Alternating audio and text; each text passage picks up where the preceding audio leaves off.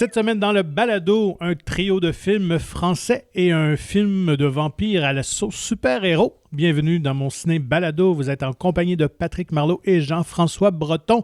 Salut Jeff! Salut Patrick! Alors, comme actu, on n'a pas le choix de revenir sur les événements de dimanche dernier. Évidemment, c'était la cérémonie de la 94e édition des Oscars. Évidemment, on avait fait un spécial sur le sujet. Alors, comment tu t'es tiré d'affaire, finalement, dans tes prédictions? Bon, là, je vais tricher un peu. C'est que entre les prédictions qu'on a fait ensemble, puis le petit pool qu'on s'est fait au sein de l'équipe, j'ai ajusté mes choses. Je t'ai pas juste copié, je suis juste allé relire, puis là, j'ai laissé aller certains coups de cœur. Même si j'avais dit que je voterais pas avec mon cœur, j'étais allé encore plus rationnel. J'ai donné plus de statuettes à Coda que je l'avais fait auparavant, et c'était une bonne décision, en tout cas au point de vue des victoires. Mais je sais pas pourquoi j'ai changé ma direction artistique au dernier moment, puis j'ai fait « je pense que Nightmare Alley, Buzz », puis les articles que j'avais lus, c'était comme... Tu sais, du sci-fi, en général, le monde a de la misère avec ça. Fait que Nightmare, c'est le genre de set un peu que les gens vont aimer. Puis, tu sais, c'est super bien aussi. J'ai comme changé ce vote-là. Puis ça a fait que tu m'as dépassé au détour avec ce changement-là. J'ai changé aussi le montage. J'étais allé mettre King Richard. Puis j'étais comme, le sport, ça va plus marcher. Tout est resté sur Tic Tic Boom. Puis finalement, c'est Dune qui l'a eu. Fait que j'étais content de l'avoir raté, celle-là. Puis l'autre aussi, mérité. Finalement. Et tout. Mais sur ce que j'avais dit ici, j'avais fait un petit peu plus d'erreurs, là, comme je les avais noté. Le meilleur scénario original, tu avais raison avec Belfast. Moi, je pensais je pensais pas qu'il buzzerait autant, puis effectivement. Meilleur scénario adapté, même chose, j'étais allé pour Dune, mais c'était Coda. Puis le meilleur film, je pensais que ce serait Power of the Dog, mais non, ça a été Coda, voilà. Ça a été l'oral de Marek Koda, donc qui a inscrit, qui a fait l'histoire, parce que ça devient le premier film d'une plateforme qui gagne l'Oscar du meilleur film, donc quand même à souligner. Moi, j'ai bien aimé la soirée. Le trio d'animatrices, c'était quand même assez efficace. Peut-être une petite note de préférence pour Amy Schumer. Je pense qu'elle mériterait de l'animer solo. Elle était vraiment très, très bonne. Puis moi, je m'en cache pas. Moi, je l'ai pas écouté. Là. J'écoute par après, mais j'ai pas cette habitude-là. J'écoutais des films, mais j'ai pas écouté la soirée. Mais comment ça fonctionnait, l'alternance des trois? Étaient-tu les trois en même temps ou c'est juste qu'ils venaient le numéro d'ouverture, c'était les trois ensemble, puis après ça, ils avaient chacun leur petit moment, là.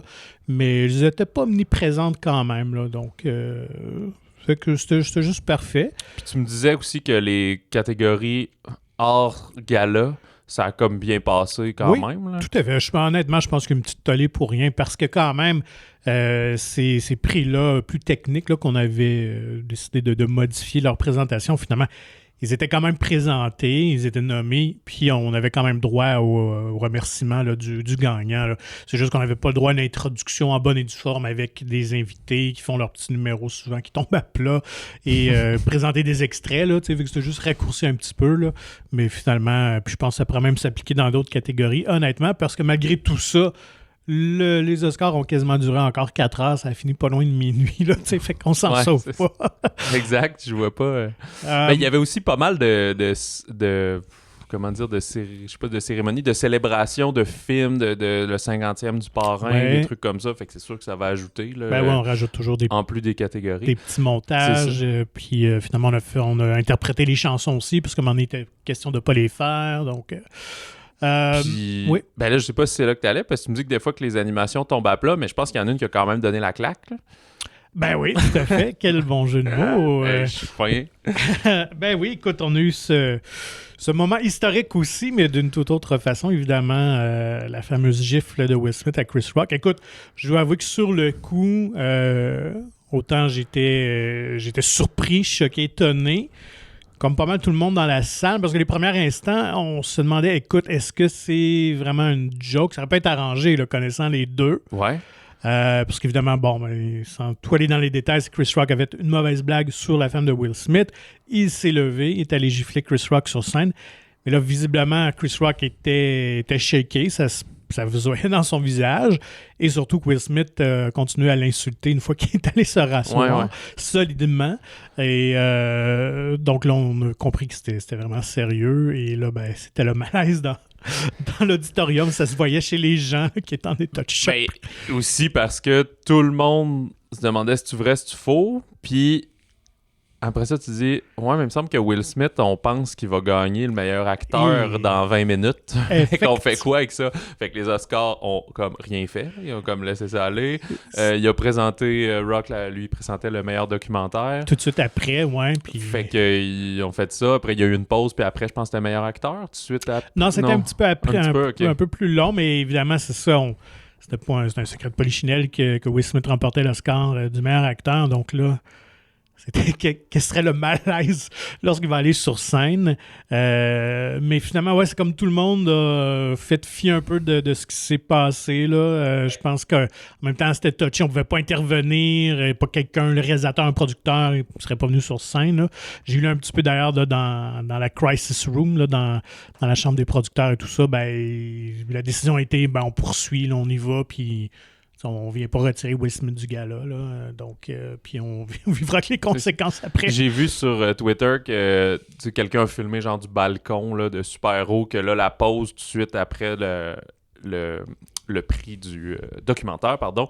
Ben là, on a vu Denzel Washington est allé parler à Will Smith, Tyler Perry, il y avait la publiciste de Will Smith Bradley aussi. Cooper aussi, puis tout, tu sais, puis l'ont comme... Ben, je sais pas ce qu'ils ont dit, là, tu sais, c'est peut-être soit juste pour le rassurer par rapport à ce qu'il vient de faire. Puis là, après ça, il y a eu son discours, lui, lorsqu'il a remporté l'Oscar du meilleur acteur, que là, je sais pas... Il était malaisant aussi, oui, son parce discours. Mais tu sais, il est encore trop près du moment. Ouais. Fait qu'il pouvait pas dire, on est quoi, une demi-heure, 40 minutes plus tard, genre, hey, je m'excuse, j'aurais pas dû. Fait qu'il a comme fait, je m'excuse à l'Académie, je m'excuse à mes co-listiers de finalistes, mais donc, il s'excuse pas d'avoir fait le geste. Puis, hey, ça, on fait ça par amour, comme le personnage de King Richard. Fait que moi, je veux protéger. Puis là, il y a eu une genre standing ovation debout. Puis je suis comme, ouais, mais ça, là, tu sais, personne n'est fondamentalement mauvais, il a juste fait probablement un accro.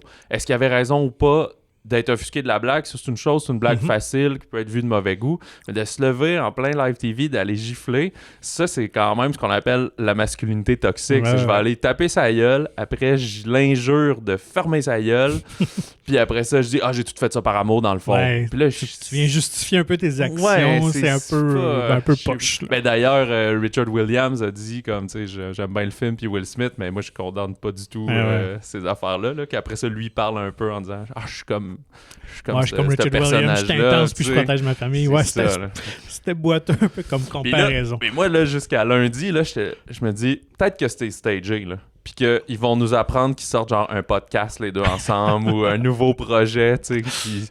J'y croyais, mais là, lundi soir ou dans la journée, il a sorti des excuses officielles, finalement, Will Smith, là. Donc, finalement... C'était pas arrangé avec le gars des vues. Non, vraiment pas. Mais là, la paix semble être faite, alors on peut retrouver notre vie normale. Ouais, mais ça a quand même éclipsé les 6 victoires de Dune. Bien qu'il y a eu... On disait, il va sûrement gagner plus des prix techniques. Ben oui, il les a genre toutes gagnés. Ouais. 6 Oscars au total pour Dune, donc vraiment excellent pour un film de genre. Alors, bravo. Et ce que j'ai aimé aussi souvent dans les remerciements des gagnants, il disait un petit mot en français à Denis Villeneuve. Même s'ils ne sont pas francophones. Non, c'est ça. Donc ça, j'ai trouvé ça très cool. Puis le Québécois Patrice Vermette, qui l'a remporté alors, bravo, les meilleurs, la direction artistique. Oui, donc 3e nomination, première victoire pour Patrice Vermette. Donc, qui a salué Jean-Marc Vallée, je pense. Oui, toute fin. Je vais revenir aussi sur un autre petit malaise à la fin pour la remise du prix du meilleur film. Écoute, on a eu la fausse bonne idée. On fait souvent ça pour le Grand Prix, de ramener une vedette d'Hollywood, une légende du passé. Là, dans ce cas-ci, c'était Liza Minnelli, évidemment connue pour Cabaret des années 70. New York et tout ça, donc vraiment une icône. Icône de la communauté LGBTQ aussi, tout ça, avec Lady Gaga. Mais Madame Minnelli, clairement, est plus toute là. ses réflexes cognitifs étaient vraiment défaillants. Donc, c'était vraiment très malaisant. Et en plus, il garde à la fin de la soirée. Il a dû arriver là à 3h de l'après-midi. Il est rendu 22h, genre. Puis, c'est clair qu'elle a une journée dans le corps. Elle sait pas trop où elle est, qu'est-ce qu'elle fait, bien qu'elle semblait être contente d'être sur place. Donc, c'est un peu malaisant. Alors, j'espère peut-être que les années prochaines, ça serait peut-être à éviter parce qu'on se rappelle, c'était Warren Beatty, Faye Dunaway aussi, il y a quelques années, qui avait créé aussi l'autre moment historique où il s'était trompé en nommant le mauvais La La film Land et puis tout ça. Moonlight, oui, donc... Mais là, eux, pour leur défense, c'est qu'il n'y avait pas le bon carton. Oui, c'est Mais sûr. sur le carton, ça disait genre meilleure actrice Emma Stone, La La Land. Fait qu'ils ont juste fait, hein? La La Land. Ben, La La Land, tu sais. Ouais.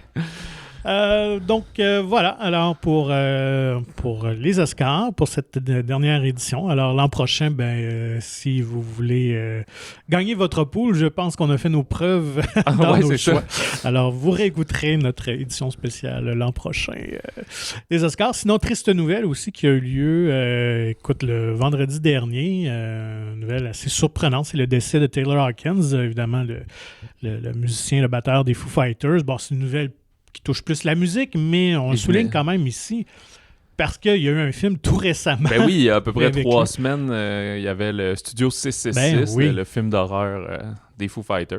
Qui était d'ailleurs très bon dedans, je dois souligner. Dans le groupe là, avec David Grohl, c'était un des plus naturels. Alors, triste nouvelle. Et si vous voulez vous rattraper, essayez de voir quand même ce petit film qui est bien une comédie d'horreur qui mérite d'être vu. Sans prétention. Oui, tout à fait. Oui, j'ai aussi, fun fact, j'ai vu ça juste tantôt avant d'enregistrer, le film Je me soulève, là, qui avait pris l'affiche la semaine dernière de Hugo Latulippe, il a remporté le prix du meilleur film canadien au FIFA, c'est-à-dire le Festival international du film sur l'art, pardon. Fait que, bravo. Si vous voulez voir un film brisé, il est à l'affiche en ce moment. Alors, là, pas de bande-annonce notable pour l'instant. On enregistre un petit peu plus tôt qu'à l'habitude. Puis à date, il n'y a rien qui attire notre attention. Puis comme on a parlé un bon moment des Oscars, je pense qu'on peut déjà s'attaquer aux nouveautés. Il y en a plusieurs cette semaine. Oui, écoute, c'est la manne pour les films français depuis quelques semaines. Il y en a plusieurs qui prennent l'affiche. Et là, il y en a 3. Quand même, 3 films de solide offrande. On s'en cachera pas. Peut-être commencer avec le premier, en fait, moins... peut-être de plus interpellé, c'est Le Temps des secrets, une adaptation d'un roman de Marcel Pagnol, parce que je dois avouer que j'aime bien Marcel Pagnol et que je l'ai connu grâce à ma conjointe, qui, elle, est une grande, grande lectrice, donc je ne connaissais pas. Quand je l'ai rencontrée, c'est elle qui m'a fait découvrir, évidemment, Jean de Florette, Manon des Sources. C'est souvent ces 2 œuvres-là fortes qu'on associe à Pagnol, mais il y a aussi ses souvenirs d'enfance, 4 romans qui parlent de son enfance en Provence et tout ça, de ses parents, de sa vie de famille, c'est vraiment très magnifique. Dont 2 films avaient été tirés en 1990, qui sont comme des classiques contemporains, La gloire de mon père et Le château de ma mère, d'Yves Robert. C'était-tu plus des téléfilms, je pense? Non, c'était vraiment des films. Okay. C'était sorti en cinéma, je pense à 6 mois d'intervalle, les 2 dans la même année. Donc, Le Temps des amours, qui est le Temps des secrets, dis-je, est le 3e de ces souvenirs-là, de cette tétralogie-là. Le 4e est Le Temps des amours. Donc, film de Christophe Baratier, qui nous avait donné Les choristes. Et qu'est-ce que raconte Le Temps des secrets, pour ceux qui ne connaissent pas Pagnol? À l'été 1905, le jeune Marcel Pagnol a 10 ans. Il vient de terminer son primaire, puis c'était son père, son enseignant, fait qu'il y avait une bonne proximité avec lui, disons. Et donc, il va rentrer au lycée au centre-ville de Marseille au début de l'automne. Mais avant ça, il retourne, comme à l'habitude, avec sa famille à la maison d'été là, dans les hauteurs de l'arrière-pays marseillais pour profiter des longues vacances estivales. Sauf que là, à ce moment-là, c'est l'occasion pour lui de retrouver les collines, la nature. C'est un petit gars qu'on voit qui est très curieux, qui aime les oiseaux, la nature, un bon connaisseur, si on veut, des sciences naturelles, on pourrait dire. Mais il va aussi retrouver son ami Lily, qui est comme son ami garçon d'été, là, son chumé d'été, avec qui il va pouvoir vivre de nouvelles aventures en plein cœur de cette Provence qui, comme tu as dit, Marcel Pagnol la met à peu près tout le temps à l'avant dans ses récits. Mais cet été-là, il y a quelque chose de différent, c'est qu'il y a une jeune fillette plutôt bourgeoise qui va venir, disons, brouiller les cartes entre lui et son ami, à cet âge-là où on s'approche de l'adolescence, où le temps d'espèce d'insouciance laisse place au temps des secrets. Donc, évidemment, on le disait, c'est un film de Christophe Baratier, surtout connu pour son premier film, Les choristes, qui avait été un grand succès. Donc, évidemment, c'est un film, Le Temps des secrets, avec une facture très classique qui est fait pour plaire.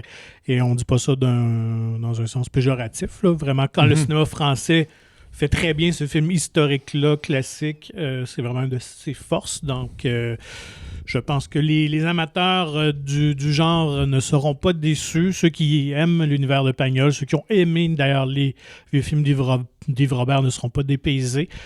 Tant dans la facture visuelle, parce que les comédiens ressemblent beaucoup aux comédiens d'époque. Donc, je pense que c'était comme assumé par Baratier de vraiment rendre hommage aux plus vieux films. Et d'ailleurs, j'ai lu qu'il a utilisé la même maison qui avait été tournée à l'époque. Donc, 30 ans plus tard, c'est assez hot quand même. D'ailleurs, sur le coup, il me semble que c'est familier, mais je n'avais pas fait le lien tout de suite.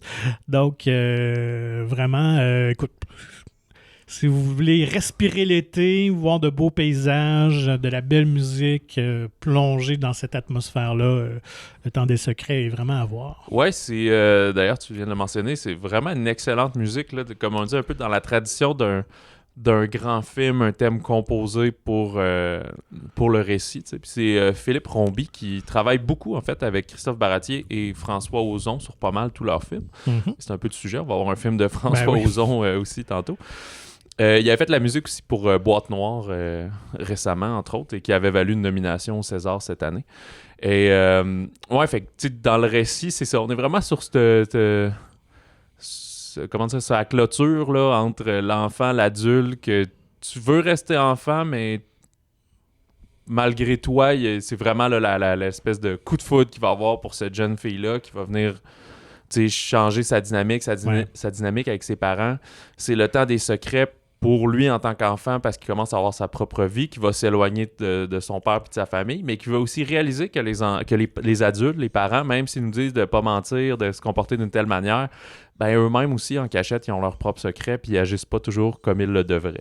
Ben effectivement. Donc, il découvre justement le côté moins parfait de ses parents. Surtout que dans les 2 premiers tomes, c'était vraiment ça. C'était... chacun portait sur le père et la mère et c'était un regard très naïf et sur ses parents, alors que là, justement, on découvre tout leur histoire un peu cachée. Bravo quand même au comédien Léon Campion, dont il s'agit de son premier film quand même. Okay. Et je trouvais qu'il fait... très bon travail pour jouer le jeune Pagnol. J'avais lu que ça avait causé une certaine controverse, son casting, parce qu'il est parisien. Okay. Il ne vient pas de Marseille. Donc, c'est ça. Alors, évidemment, il y en a qui ont critiqué un peu son accent, mais bon, Québécois... Pour nous, ouais, c'est ça. Non, on voit la différence d'accent entre un accent de Marseille, du sud de la France, puis un traditionnel parisien ou du reste de la France, mais...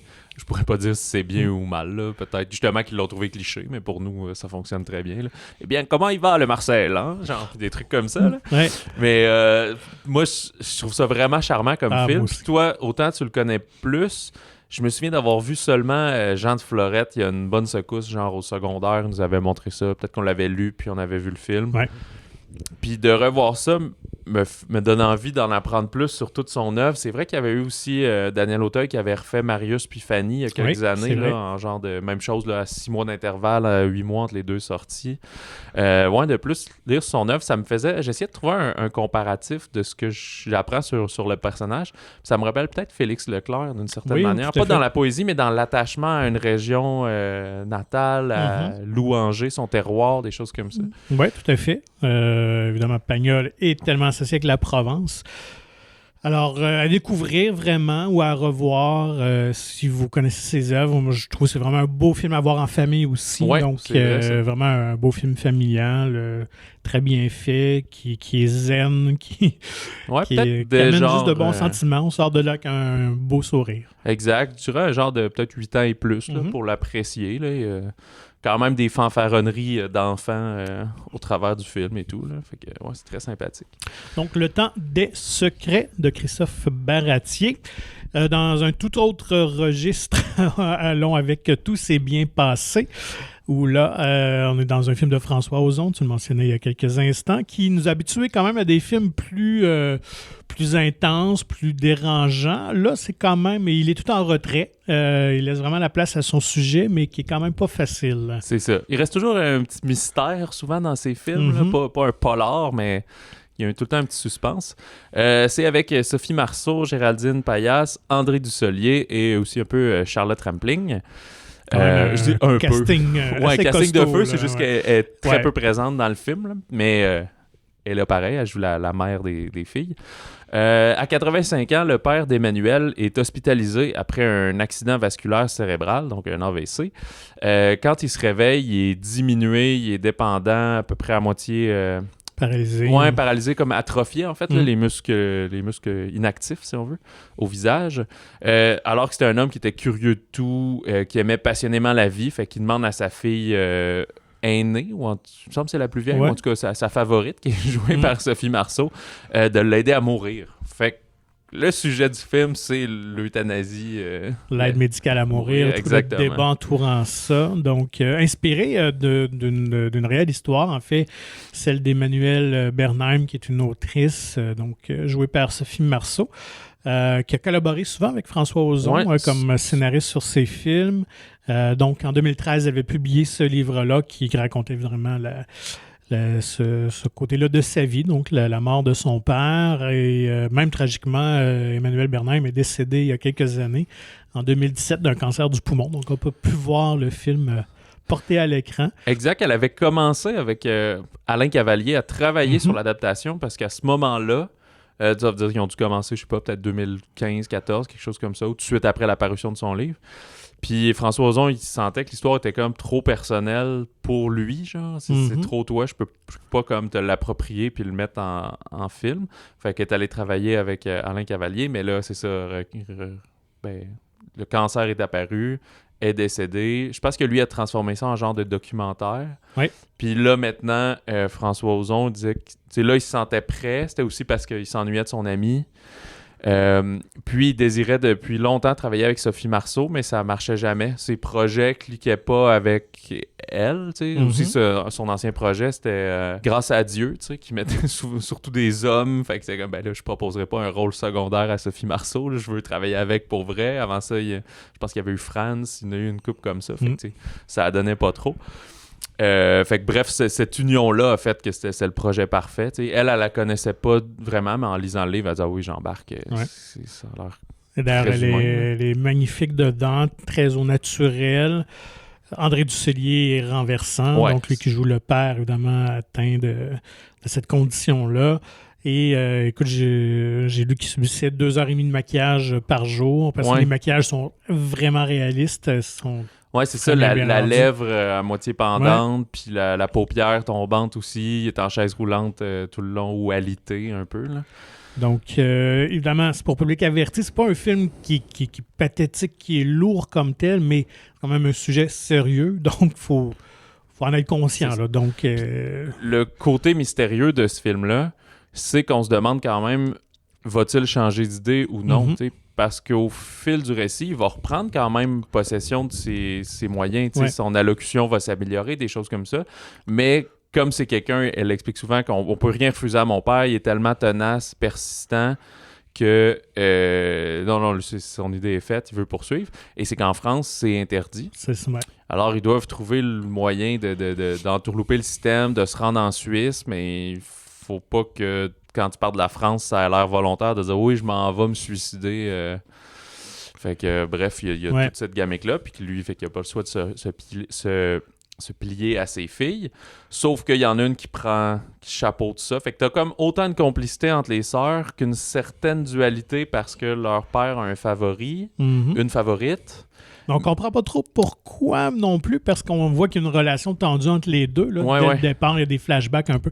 Donc, au fil du récit, on entrevoit un peu cette relation-là qu'avait le personnage de Marceau avec son père, qui semble un peu complexe. Ouais, ben, pas noir et blanc. Sans spoiler, elle l'a dit à un certain moment, elle dit « J'aurais aimé ça être amie avec mon père, parce que c'est une personne quand même fascinante, mais c'est pas un bon père. » C'est quelqu'un qui est très... tout m'est dû et tout. Fait que c'est pas là non plus... c'est ça qui est bien, c'est que c'est pas la relation père-fille parfaite. Non. Alors, mais il y a du vrai, il y a vraiment, tu sais, un amour, puis en tout cas, une reconnaissance, si on veut. C'est juste que lui, il va peut-être jamais la dire parce qu'il est peut-être trop fier ou c'est juste pas dans ses habitudes, puis il pense que, tu sais, tout m'est dû, là. En tout cas, on va vous laisser découvrir les personnages par vous-même. Mais il y a quand même une touche d'humour parce que c'est quelqu'un qui est très ironique, qui a un peu d'humour noir. Tu sais, à un moment donné, il vient blaguer avec le fait que... on le voit dans la bande-annonce, tu sais, quand il dit « mais pourquoi on choisit pas une date début mars? » Puis tu sais, une de ses filles dit « c'est ma fête. » Ah ben oui. Ah ben ce serait peut-être pas une bonne idée. C'est un peu trash, tant qu'à choisir. Non, ben c'est ça, beaucoup de moments dramatiques sont quand même désamorcés par un petit humour un peu noir, là, quand même. Donc, tout s'est bien passé. Si vous aimez ce genre de drame humain, je pense que ce sera le film pour vous. Ensuite, on s'attaque donc au troisième des films français qui prennent d'assaut les écrans. Goliath, qu'on peut décrire peut-être comme une espèce de Erin Brockovich à la française. Ouais, peut-être, oui. Où des gens s'attaquent au système. Alors, de quoi parle Goliath? Un suspense environnemental qui est assez niché comme genre, mais très, très d'actualité. Ben oui. C'est sur la guerre des pesticides en France et du fait un peu en Europe, là, toute l'Union européenne.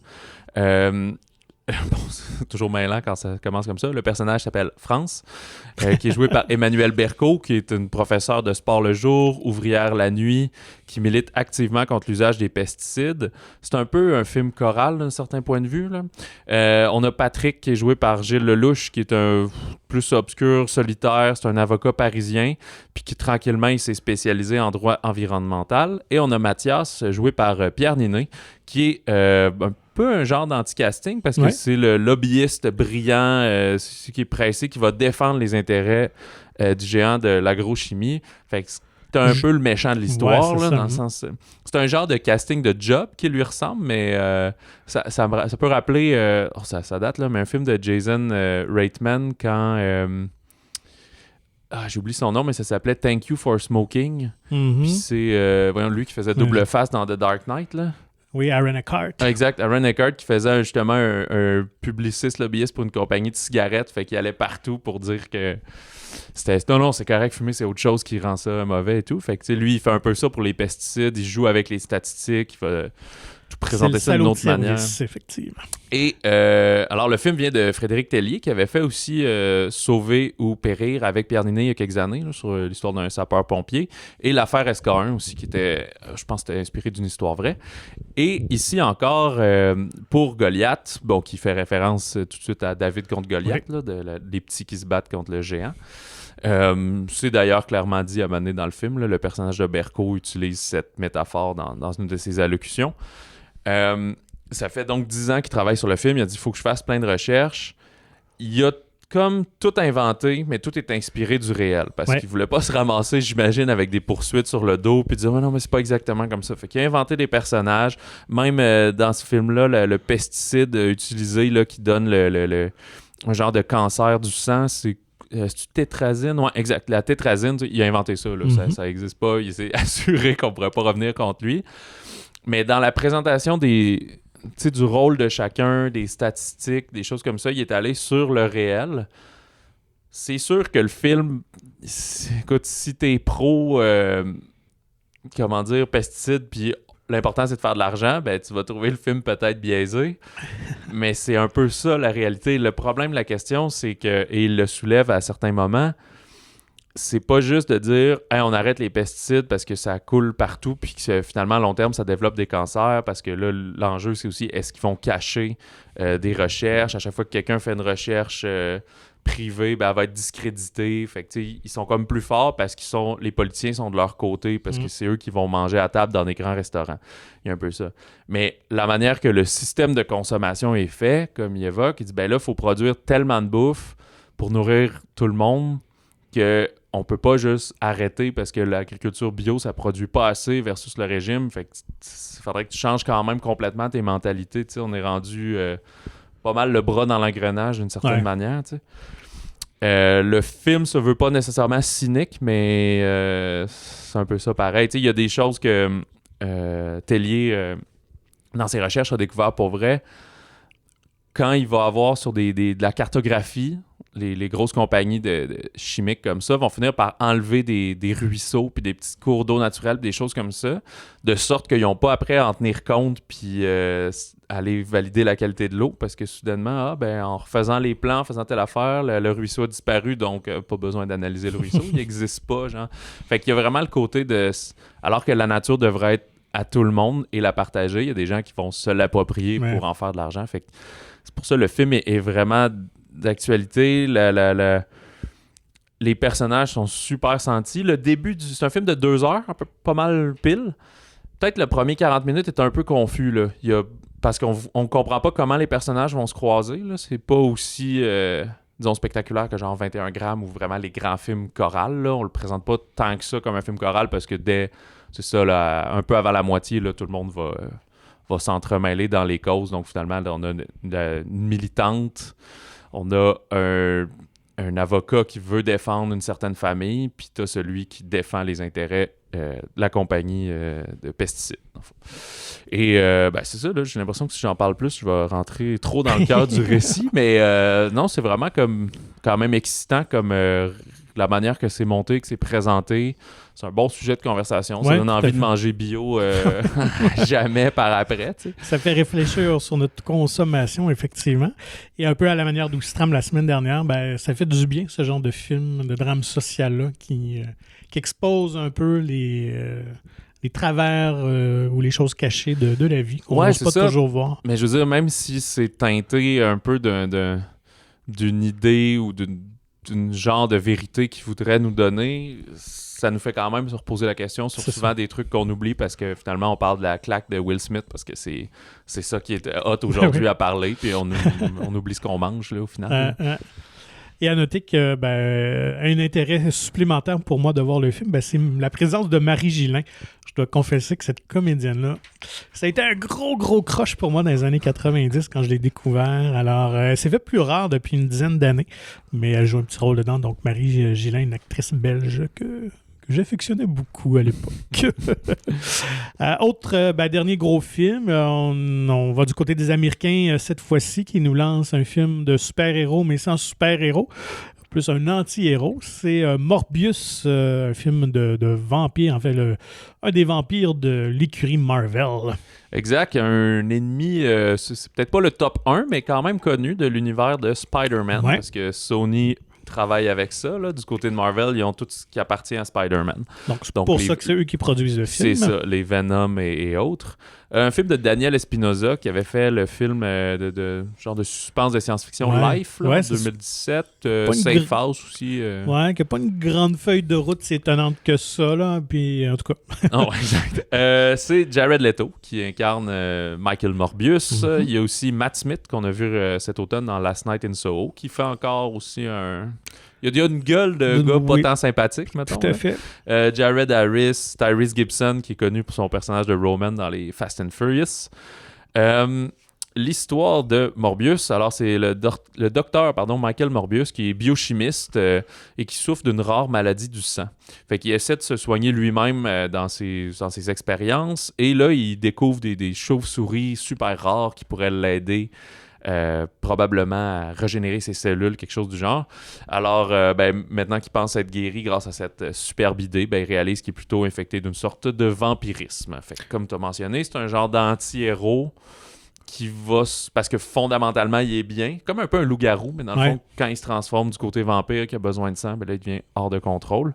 Fait que c'est un combat avec lui-même, comme Venom avait. Et c'est toujours touché, ce genre de film, parce que... Ou comme... Dans un autre genre, mais tu sais, Cruella, de dire « Ok, là, ça, c'est un méchant, ça va être hot. » Mais il est pas si méchant que ça. Mm-hmm. Fait que là, ça édulcore un petit peu l'ampleur. Tu sais, tant qu'à ça, tu pourrais faire un film sur un méchant, puis super méchant, puis il tue tout le monde, puis il s'en lave les mains, tu sais. Un peu comme quasiment Thanos, mais même Thanos, c'était pour le bien de l'humanité. Il fallait qu'on skip la moitié. Moi, je m'égare. Mais... Donc, écoute, la curiosité, ça va être de voir comment on amène la sauce horreur à l'univers Marvel. On l'avait fait un petit peu à l'époque, je ne sais pas si tu t'en rappelles, des fameux films de Blade avec Wesley Snipes, qui était aussi un personnage qui est dans les fortes rumeurs qui va revenir. Oui, effectivement. Aussi, Marshala Ali, je pense. Ouais. Donc, ça s'en vient prochainement. D'ailleurs, Blade, Morbius est l'ennemi de Blade, alors peut-être même, on aura peut-être un petit lien, parce que là, on ne sait pas dans quel univers Marvel, c'est Morbius. C'est un peu ça la curiosité aussi du film, parce que dans la bande-annonce, on nous a teasé un peu, on nous a agacé en montrant Michael Keaton et son personnage de Vulture qu'on avait vu dans le premier Spider-Man. Je pense, quelque chose comme Adrian Toomes, Adrian, oui. Alors, mais donc Morbius se passe dans l'univers Sony de Spider-Man. Alors, on verra bien si... les scènes cachées aident toujours pour essayer de centrer ça. Effectivement. Ce qui est spécial aussi dans le cas de Morbius, c'est que c'est un film que, je ne sais pas si vous l'attendiez ou pas, mais duquel on entend parler depuis 2 ans. Il fait partie de ceux il a été déplacé un peu avant la pandémie. Fait que ça, c'est jamais tant bon signe. Là. Ça doit être comme, finalement, on va le retravailler un petit peu. Puis là, la pandémie est entrée. Là, il a été replacé 2-3 fois. Ça marchait jamais. Fait que là, finalement, c'est un peu drôle qu'ils prennent l'affiche le 1er avril. Hein? Fait que, je sais pas si c'est un peu une blague. Tu sais, c'est pas Spider-Man No Way Home. Là. C'est ça qui est un peu dommage. C'est que ce film-là aurait dû sortir même avant le dernier Venom. Là, le fait d'avoir tout retardé... C'est comme si les attentes ont grossi, mais le film, il a juste été tabletté en attendant. Là, visiblement, ils n'ont pas travaillé dessus. C'est un genre de film qui pourrait mettre 200 millions dessus, mais probablement que j'ai pas regardé le budget. C'est plus un 80. Fait qu'il y a beaucoup d'effets spéciaux pour le budget. Ben, tu sais, sans dire plus, là, les scénaristes, ça, c'est un duo qui travaille souvent ensemble. C'est Matt Sazama et Burke Sharpless. Fait que si vous savez ce qu'ils ont fait, ça va vous donner une idée c'est votre genre de film. C'est-à-dire le dernier des Power Rangers, God of Egypt, Last Witch Hunter, Dracula Untold. Fait que ce genre de film d'action avec des défauts, mais qui est très divertissant par une soirée pluvieuse d'avril. Voilà. Mais que ça passera pas dans le top 10 des je ne croirais pas non plus. Mais bon, ça vient rajouter à la mythologie. C'est un autre du morceau de casse-tête géant et tout. Là. Et juste pour situer un peu le personnage en terminant, dans l'univers des bandes dessinées, donc, il est introduit en 1971, donc quand même, ça fait assez longtemps, dans le numéro 101 d'Amazing Spider-Man. Et ce qu'il y a de particulier avec ce numéro-là, c'était le premier numéro qui n'était pas scénarisé par Stan Lee. Donc, il avait délaissé la tâche à son assistant Roy Thomas, donc qui a créé ce personnage-là de Morbius. Et dans ces années-là, on a eu le droit à plein de personnages, justement, d'horreur, dont Blade et tout ça. Et la raison, c'est que pendant une quinzaine d'années, il y a eu une espèce de code comique qu'on appelle le Comic Codes Authority, qui était une espèce de code de morale où on ne devait pas promouvoir de la violence et tout ça dans la bande dessinée américaine. Donc, toute représentation de personnages d'horreur, de figures d'horreur était proscrit, mais ça avait été levé en 1971. Alors, c'est là que Marvel et plein d'autres univers de bande dessinée ont introduit finalement des éléments plus d'horreur dans leur bande dessinée. Ce qui est drôle, c'est que quand tu lèves une interdiction, voilà, ça n'a pas été graduel, probablement. Fait qu'au moment où ils ont levé ça, dans les 6 mois suivants, tout était trash. C'est clair. Donc, même chose aussi dans ces années-là qu'il y avait une mini-série de Spider-Man avec des personnages qui consommaient de la drogue et tout ça. Okay. Et donc, on tombait dans des éléments d'histoire un peu plus réalistes. Donc, voilà. Alors, Morbius avec Jared Leto, donc, qui prend l'affiche. Sinon... il y a eu une autre sortie quand même assez...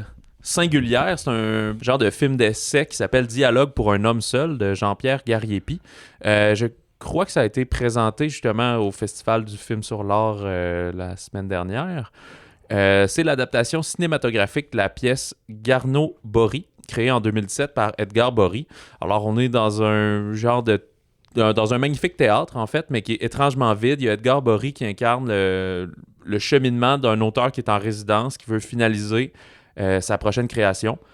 Mais là, on est transporté dans une espèce d'univers là, foisonnant puis envoûtant de comédie dramatique musicale. C'est beaucoup du monologue. Quoique, il voit les apparitions de son musicien qui l'accompagne puis de sa muse. Fait qu'il y a comme un échange avec eux.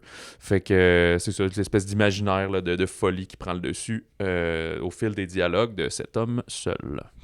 Excellent. Alors, ça résume un peu les offrandes de la semaine à venir. Donc, beaucoup de choses intéressantes et différentes à voir. La semaine prochaine...